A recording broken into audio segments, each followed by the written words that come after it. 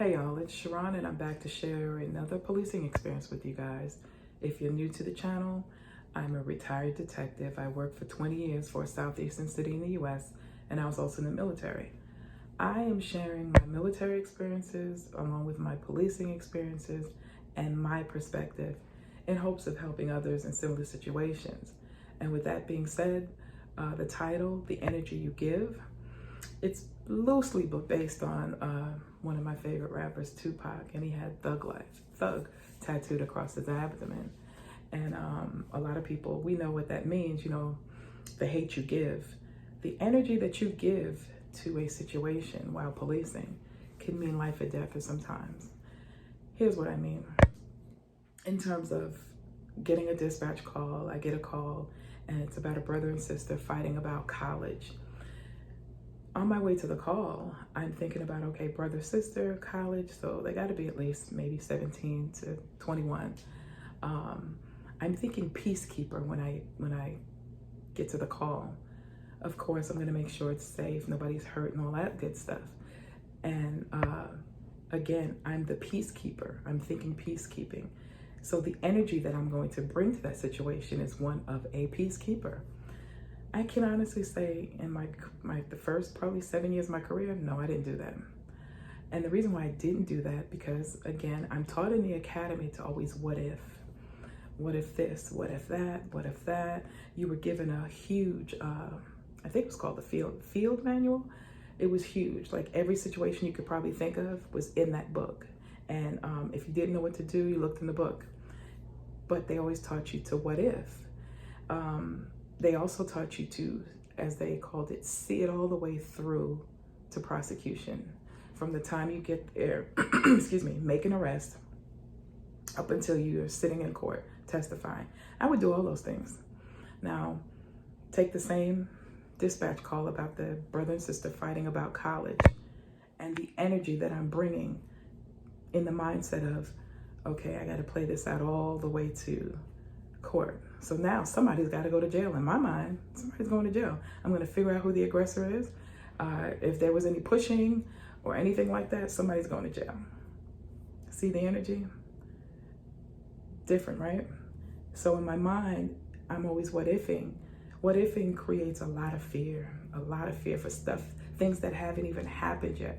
And as officers, we're told, be mindful about what's around the corner. When you walk into a house, of course, all of those things are safety measures. But I think as officers, we what if too much. Again, I'm not saying you walk into a situation with your hands down, just blindly, no. Where you know it's safe and everybody's pretty much calmed down to some degree, give it a different energy. Here's an example of just your personal life. You got to ask yourself, when I'm around my family, are they walking around on eggshells? Or are they coming up to me? Are they loving on me like I love on them? It's the energy you give. Because is fear baited when you walk into the room? Or is it enhanced and everybody just goes their separate ways and leaves you alone? Ouch, right? But getting back to the policing, you have to remember everybody has a different set of fears. So if I'm what ifing and another officer's what ifing and another officer's what ifing, all of our fears are different. And then you give us a gun and a badge and we walk into a house, and I was unafraid. The brother was very expressive with his hands, but he wasn't making any moves towards the sister as like, I'm gonna mess you up. Have you ever asked any officer, is there an officer they don't want on their call? And most officers will say, yes, there is somebody.